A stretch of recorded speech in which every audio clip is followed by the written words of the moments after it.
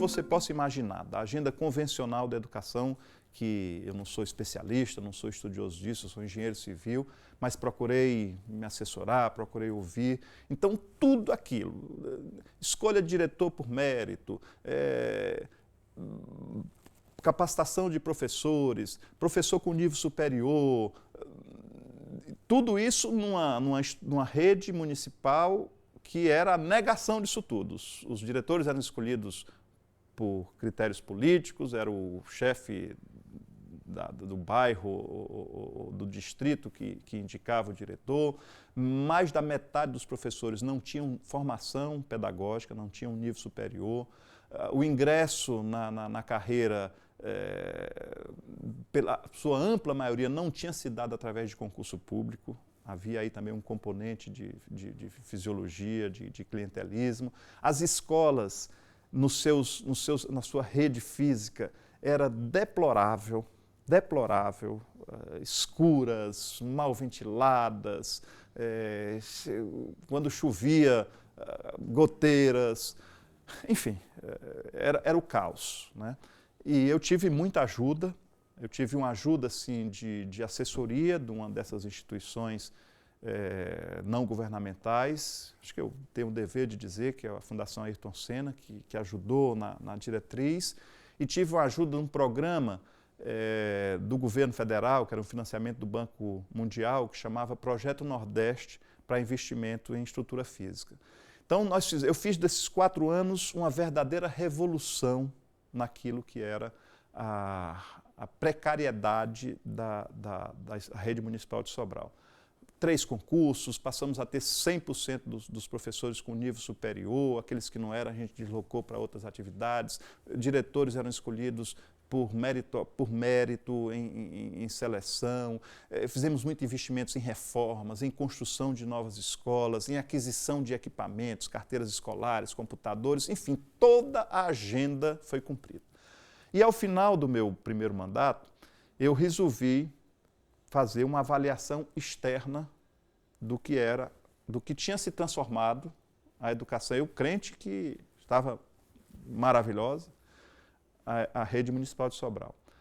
E fiquei pasmo quando essa avaliação que fiz identificou que 60%, muito próximo disso, 58%, das crianças com até 3 anos já frequentando a escola, ou seja, eu nem podia colocar a culpa no prefeito anterior, era já do meu governo, não tinham conseguido aprender a ler e escrever, não tinham se alfabetizado. Então isso para mim foi um choque terrível, né? Embora a gente jamais vá saber dizer se o que foi feito na sequência teria sido possível de ser feito se não houvesse todo esse investimento que foi feito nos 4 primeiros anos, mas o fato é que em matéria de alfabetização, e isso para mim é tudo, né, a 60%, perto disso, não estava conseguindo, a rede municipal não estava conseguindo dar essa habilidade, a habilidade primária da educação. Então foi aí que aí fizemos um programa focado nisso, chamamos de PAIC, programa, aliás, lá em Sobral nós chamamos de prioridade 0, ou escola nota 10, uma coisa assim. E aí passamos a investir em foco muito forte na alfabetização. Aí a gente vai vendo as coisas. Os melhores professores sempre optavam por não serem alfabetizadores, porque é uma tarefa que acaba exigindo mais deles, né? Aí eu instituí uma gratificação para mudar um pouco essa lógica. Quem fosse ser professor alfabetizador, teria, além do salário normal, uma gratificação. Coloquei um supervisor para cada 10 professores alfabetizadores. Para cada 10 turmas, um supervisor. E ali era feito semanalmente era feito um planejamento. Segunda-feira vai ser feito isso, terça-feira vai ser feito isso, quarta-feira, enfim, instituímos uma base nacional comum, né, em miniatura, uma base pedagógica voltada para o processo de alfabetização, sem muitas discussões ideológicas que onde muitas vezes acabam se perdendo a energia de muitos educadores. Ensinar a ler, a escrever e matemática. Era esse o o nosso foco. E avaliação externa. 2 vezes por ano, todos, não mais a amostragem, que foi o que eu fiz no final de 2010, todos os alunos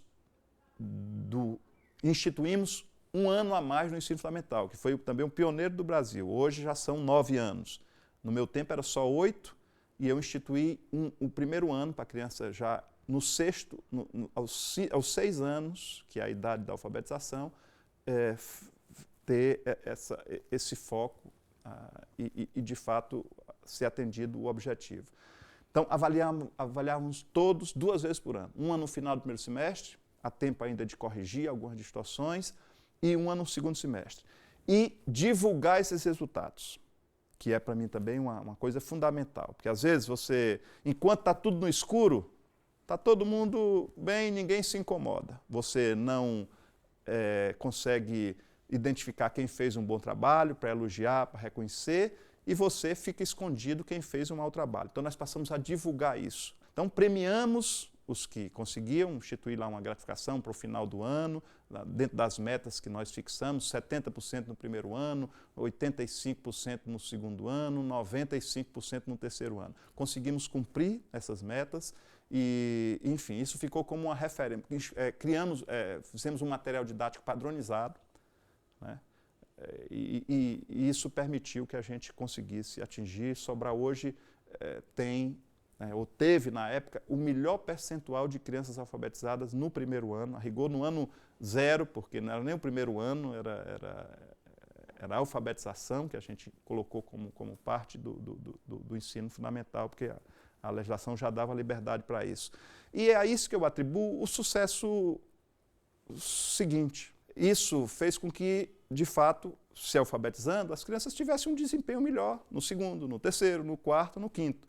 Então, você faz hoje uma avaliação do IDEB e as pessoas dizem muitas vezes que a educação demora a aparecer os resultados. Sobral tem o melhor IDEB do Brasil em 5º ano, né? E já fruto desse esforço e, naturalmente, das melhorias que se foram fazendo ao longo dos anos, Sobral é o 3º melhor do Brasil em IDEB do 9º ano, né? Esse programa todo, quando eu vim para o governo do Estado, ele foi levado para o governo do Estado. Às vezes você faz boas políticas, mas elas não são replicáveis. É muito bom, essa creche aqui é modelo, é tempo integral, a criança já sai da creche já sabendo ler antes de entrar no ensino fundamental, etc, etc. Mas aquilo é replicável, você consegue universalizar aquilo? Então, muitas vezes não. Então, são programas demagógicos, são falsos programas. Para mim, um grande programa, um programa bom, é aquele que pode ser replicável. E, nesse caso, demonstrou-se isso. Nós levamos para o Estado, chamamos os 184 municípios do Estado, e a gente tem aqui situação e oposição, todos aderiram, porque a educação deve ficar acima dessas questões partidárias, questões ideológicas, e o Ceará conseguiu implementar esse projeto. Hoje você pega, já 8 anos depois, você pega o IDEB de 2015 e vai constatar que das 100 melhores escolas de ensino fundamental, na avaliação do 5º ano do Brasil, 77 estão no Ceará. E as 24 primeiras são todas do Ceará.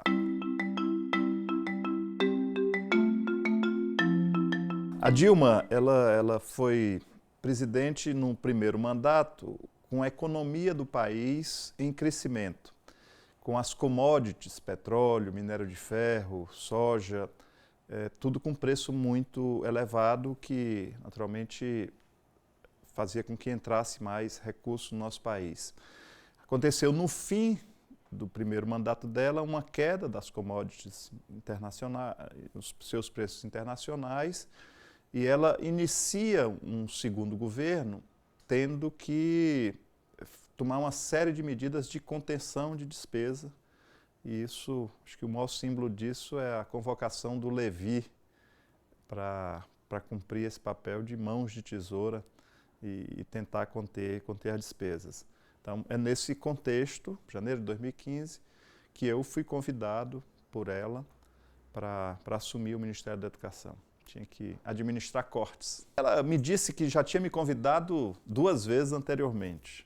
E eu disse para ela, não, presidente, a senhora disse que gostaria que eu viesse compor o seu ministério, mas, sinceramente, o meu plano, à época, era, fim do mandato, o segundo mandato já de governador, passar uma temporada fora do Brasil, que é mais ou menos o que eu fiz quando terminei também o meu segundo mandato de prefeito. Então, o meu desejo era esse, era de ir para fora. Mas, na hora em que ela efetivamente formalizou um convite, e um convite para um ministério importante, que é o Ministério da Educação, eu considero, acho que de todos os ministérios, o que mais me entusiasma, o que mais me anima, a área que mais me motiva.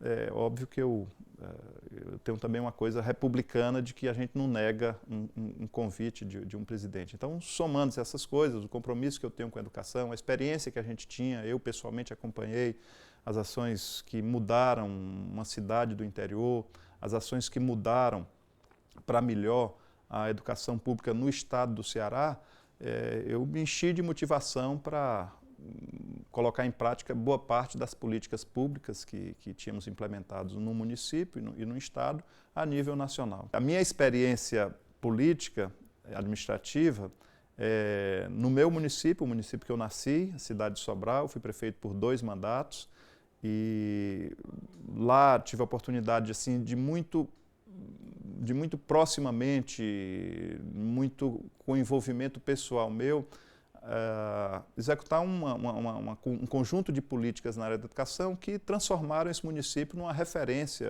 da educação pública no nosso país hoje. E boa parte das boas experiências que aconteceram lá, a gente pôde, enquanto governador do estado do Ceará, executá-las também. Então, esse passado de compromisso e de ações com resultados na área da educação, creio, foram decisivos para que a presidenta Dilma me convidasse para assumir o Ministério da Educação.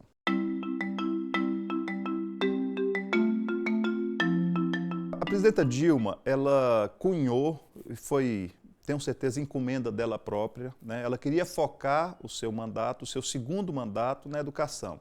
A meu juízo, isso tinha uma certa lógica, porque quem tem compromisso público de fato verdadeiro, e eu não tenho dúvida de que a presidenta Dilma tem compromisso de fato com o povo brasileiro, procura, num primeiro momento, pôr fim à iniquidade, às injustiças mais graves, à miséria, né? À pobreza absoluta. E o primeiro mandato da presidenta Dilma conseguiu fazer isso. O Lula implantou um programa que acho que foi fundamental para o país, que é o programa Bolsa Família, mas ele foi feito assim, meio de forma linear, né? Ela passou um pente fino e pôde identificar que mesmo entre os beneficiários do Bolsa Família, tinha gente que tinha mais necessidade. E ela, então, implementou no seu primeiro mandato um programa que, de fato, extinguiu a miséria absoluta do nosso país, né? Isso, para quem tem sensibilidade e realmente compromisso social, é um grande tento. E, naturalmente, cumprida essa tarefa, que, a meu juízo, deve ser a principal tarefa, dar de comer a quem tem fome, dar um mínimo de dignidade ao conjunto inteiro da população, o segundo passo é focar na educação, que é, de fato, o caminho para libertar e o caminho para dar independência para as pessoas no futuro.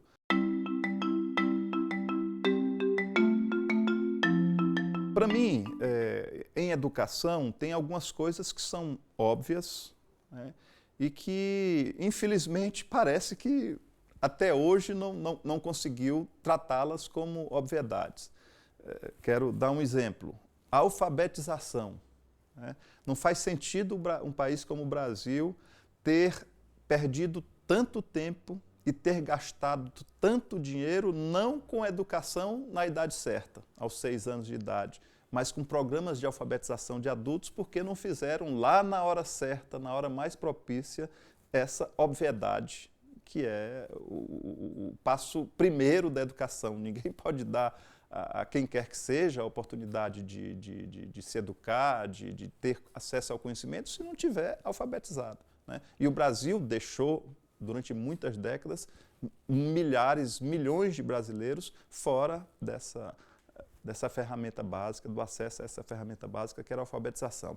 Então, uma obviedade para mim, que foi o que a gente fez em Sobral, foi o que a gente trouxe para o governo de Estado, era procurar mobilizar, porque também não se fará isso, dada a independência que tem as redes, quem cuida do ensino fundamental, dos anos iniciais do ensino fundamental, como regra no Brasil, são os municípios, embora alguns estados ainda hoje estejam fazendo também os anos iniciais, os anos iniciais do ensino fundamental. Então, ou você envolve prefeitos, né, e como são em grandes números, com a mediação dos governadores, que foi o que a gente fez aqui no Ceará, a partir de uma experiência municipal em Sobral, de foco na alfabetização e o sucesso que adveio por conta disso nos anos seguintes, né, a gente tentou trazer, ou trouxe essa política para o Estado, para todos os 184 municípios do Estado do Ceará, e o Estado é um mediador fundamental nisso. Então, a minha estratégia número 1 no Ministério da Educação era nacionalizar esse programa. Já havia até tido um lançamento de um programa nacional de alfabetização na idade certa. Mas ele focou muito em capacitação de professores. Isso é apenas um dos itens, né? Outros são fundamentais para que, de fato, sejam implementados. Não se faz educação sem professores estimulados e bem formados. E não se faz educação sem diretores que sejam de fato comprometidos, que não tenham compromisso partidário, que não tenham compromissos de fisiologia com quem quer que seja. Óbvio, de novo, de que os estados e os municípios têm autonomia para definir os critérios de diretores para suas escolas. O ideal seria que a gente tivesse um grande programa nacional de estímulo aos professores. Ninguém ia obrigar ninguém a fazer avaliação, mas quem fizesse uma avaliação nacional e estivesse bem no conhecimento e bem na forma de ministrar o conhecimento, de ensinar o conhecimento, essa pessoa passaria a ter uma bolsa, a União estimularia essa pessoa com uma bolsa federal, um complemento salarial. Como já estamos iniciando os tempos de vaca magra, né? Levi, não se podia nem pensar em aumentar a despesa. Mas eu disse para a presidenta, presidenta, eu consigo no próprio Ministério fazer os cortes que imagino sejam necessários e alguns remanejamentos para que a gente possa ter um grande programa de estímulo a diretores competentes nas escolas. Então a gente iria fazer, eu tinha lançado eu procurei fazer sempre isso, lançar um programa de consultas, né? Hoje você tem 1 milhão de recursos para isso, para que houvessem sugestões, mas eu já tinha uma base do que era esse programa de estímulo a diretores. Eu não ia também mexer na autonomia dos estados nem dos municípios, mas estados e municípios que adotassem critérios transparentes, democráticos, de mérito para a escolha dos diretores e que os diretores fossem bons, se submetessem a uma avaliação nacional, iriam ter, e aí era um número bem menor, né, iriam ter uma complementação salarial do governo federal. Eu não tenho dúvida, né, de que com diretores bons a gente faz escolas melhores. Às vezes até compensam uma série de outras deficiências. Então, assim, já tem algum tempo, mas em linhas gerais eram essas as tarefas que eu me colocava como prioritárias para a ação no Ministério da Educação.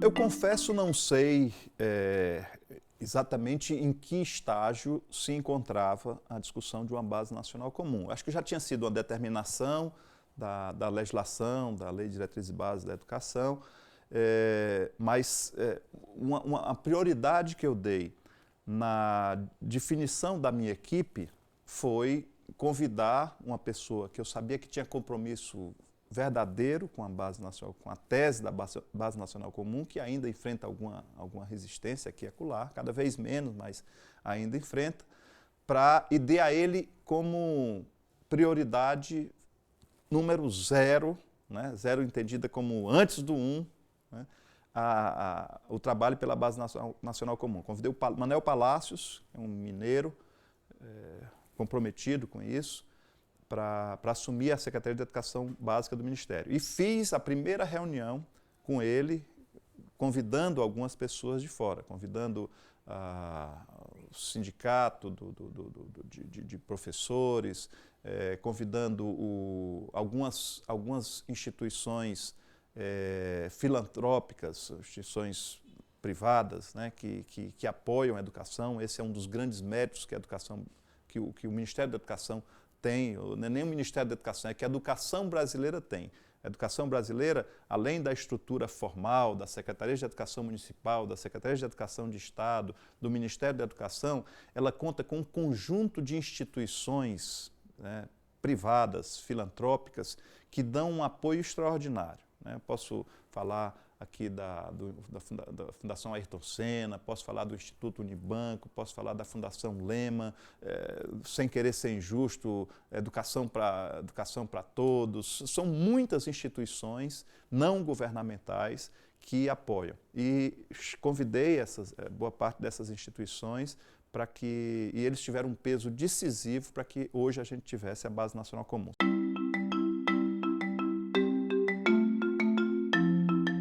Eu acho que cada hora deve prevalecer o bom senso. Eu não tinha dúvida, era solidário, de que aquele momento, o início do segundo mandato, por questões já ditas aqui, o Brasil tinha uma agenda de exportações, ainda tem isso, muito em cima de commodities que estavam supervalorizadas, e isso, óbvio, repercute na receita, na arrecadação do município, dos estados e da União, obviamente, né? Então, a gente perdeu isso, não por incompetência, por um fator externo. O preço do minério de ferro saiu de $160 a tonelada para $40 a tonelada, em questão de 3 meses, que foi exatamente o período da campanha e pós-campanha, né? Então, eu estava solidário. O poder público, governos, como regra, ao longo do tempo, eles acumulam gorduras. Eu já vi isso também de todos os ângulos. Há sempre margem para você conter alguma despesa e há sempre margem para você impedir que despesas evoluam sem freio, sem controle. O programa FIES foi um programa que evoluiu basicamente no mandato. Ele foi lançado no último ano do governo do Lula e ele evoluiu geometricamente, né, uma progressão geométrica no governo da Dilma. Ele passou de 300 milhões de reais no governo do Lula, ou 70 milhões de reais no governo do Lula, para algo em torno de 14 bilhões de reais no último ano da Dilma. E isso virou negócio para muita gente, né? Começou-se a botar faculdades aí como quem bota o negócio sem cuidados com qualidade e sem que o governo, o Ministério da Educação, tivesse o mínimo controle desse programa. Então, eu defendia já que houvesse um controle. E ali era certamente a grande margem, não pelo que já tinha de compromisso assumido, mas pelo que viria no futuro, de fazer contenção de despesas do Ministério da Educação. Ora, estabelecer um mínimo, o governo federal deve pelo menos balizar. Será que é interessante para o país abrir 100 mil matrículas de uma profissão tal, que hoje já há excedentes no país, em detrimento de uma profissão B, que a gente tem demandas, tem necessidades, então um mínimo de sistematização, de planejamento e um mínimo de mérito também. Não é razoável que qualquer pessoa que nem submetia muitas vezes a Enem, ou o Enem tirava 0, eram matriculados, né, transformando isso num negócio. Uma venda de mercadoria, venda de vagas em universidades. Então, eu enxergava aí uma margem grande no médio prazo para poder fazer alguma contenção de despesas. E, repito, é natural de governos, mesmo em tempo de crise, que vá acumulando gorduras. Então, a vigilância, eu acreditava, e disse isso para a presidenta Dilma, que os programas que imaginava lançar, todos eles poderiam ser lançados com financiamento, ainda que havendo redução do recurso total repassado ao Ministério da Educação.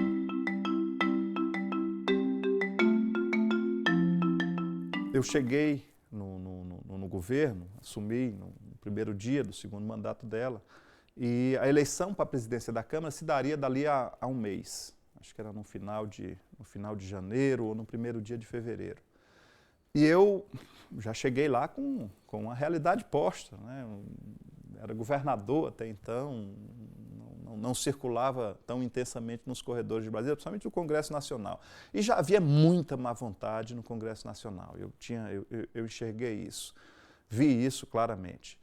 E vi da dificuldade que o governo teria de fazer, de ter um presidente da Câmara mais alinhado com o governo federal. No entanto, eu alertei, né, de que se o Eduardo Cunha ganhasse, eu lembro bem que eu usei essa frase, se o Cunha ganhasse a presidência da Câmara, o mandato da Dilma estaria perdido em 60%. Acho que eu só errei porque a rigor foi mais do que 60%. Né? Então, aquilo ali é uma coisa que foi se montando já para tirar a Dilma, para dar o golpe no nosso país. Infelizmente, a capacidade de atuar, e eu sentia que a presidenta esperava isso de mim, que eu atuasse também na política, mas a nossa margem foi muito pequena, o tempo foi muito curto, a má vontade era muito grande, e o Cunha ganhou a eleição. Mas, para mim, estava claro que aquilo ali era um processo. Né? E, embora não fosse o meu papel, logo concluído o processo de eleição, eu trabalhei discretamente antes da eleição. Passou a eleição, eu me aquetei naquilo que eram as tarefas do Ministério. E num dado momento, nessas reuniões que eu fazia sexta-feira, em estados diferentes, eu estava em Belém e visitando a Universidade Federal do Pará, havia um grupo de estudantes protestando e reclamando de cortes, etc, etc. E eu então os convidei para ir para uma sala reservada, e comecei a conversar com eles, conversar de peito aberto, francamente, como é o meu estilo. E eles, na linha, vai ter corte no Ministério da Educação. Olha, eu digo, olha, é possível, o Brasil está vivendo um momento difícil da sua economia, mas a gente não pode falar isso ainda porque o orçamento não foi aprovado. Se você for lembrar aí, o orçamento só foi aprovado em março desse ano. Mas não aprova porque não quer. Aí eu disse, olha, não é bem assim. Lá no século XVIII, Montesquieu concebeu aí um modelo de Estado que é praticado no mundo ocidental todo, que é a repartição dos poderes, a independência dos poderes. O Poder Executivo mandou para o Legislativo a proposta de orçamento em setembro do ano passado, como diz a Constituição. Agora, o Congresso Nacional não aprovou ainda o orçamento. Então, não é bem assim porque o governo não quer, é o Legislativo que deve estar tendo outras prioridades. Mas não aprova, não dá prioridade porque não quer, porque a base do governo lá é muito grande. Olha, essa coisa de base de governo, disse eu, essa coisa de base do governo é relativa. Né? Tem lá uns 300, 400 deputados que para eles quanto pior, melhor. Né? Porque é a oportunidade deles chantagearem, achacarem, deles fazerem oposição, que é o papel da oposição, e se vangloriar por isso, não sei o que e tal. Então essa frase foi tirada de um contexto, foi tornada pública. Eu lembro que eu estava participando de um seminário sobre educação, sobre base nacional comum, né, nos Estados Unidos. É engraçado que a gente vai fazer um seminário sobre base nacional comum nos Estados Unidos, mas foram vários secretários de Estado. E porque isso foi dito num local reservado, essa frase foi tornada pública, um jornalista publicou, e aí eu liguei imediatamente para a presidente, olha, presidente, eu estou vendo isso aqui agora, se a senhora quiser, eu vou para aí imediatamente. Ela disse, não se preocupe não, fique aí e tal. Bom, fiquei, vi que a coisa foi tomando proporções, o Cunha encabeçou o processo de me convocar, acho que devia fazer 20 anos que não se convocava um ministro para ir para a Câmara dos Deputados, e eu acompanhando aquilo, voltei dos Estados Unidos, não alterei a minha agenda, cumpri lá a agenda que tinha, voltei, e lá estava muito frio. Quando eu cheguei, eu peguei um resfriado muito forte, né? E tive calafrios, febre, acabei me hospitalizando em São Paulo, não consegui nem chegar em Brasília. Então marcaram uma data em que eu estava doente, avisei que não podia porque estava internado.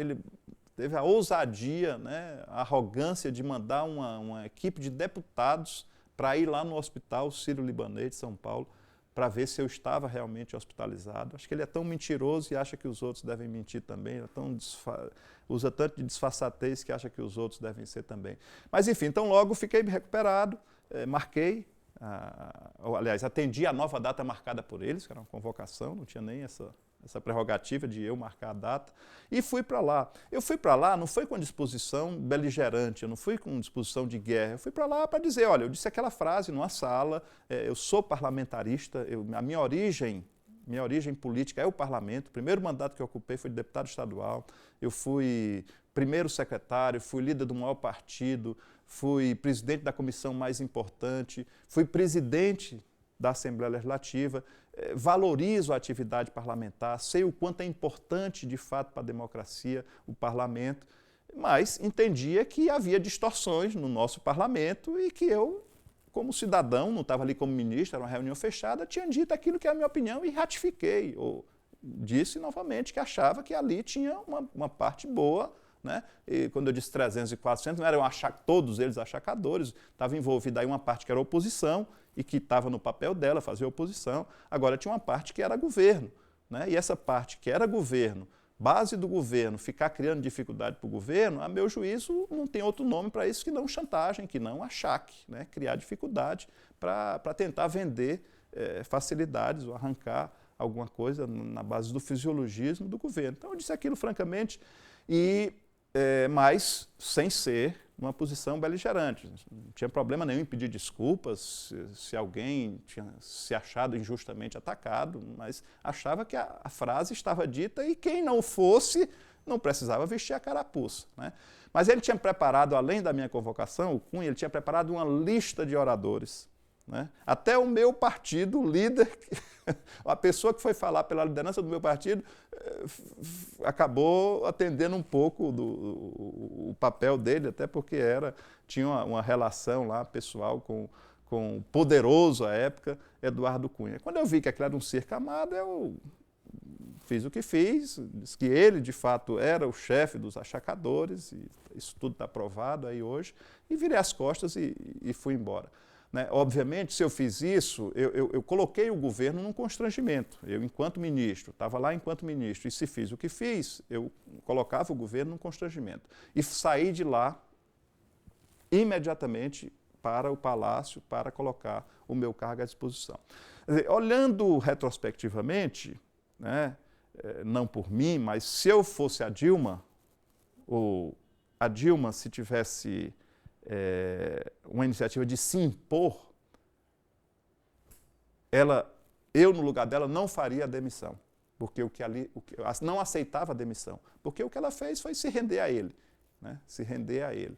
E ali foi meio que mais um passo na direção do que aconteceu. Não me arrependo de nada, faria tudo o que fiz novamente.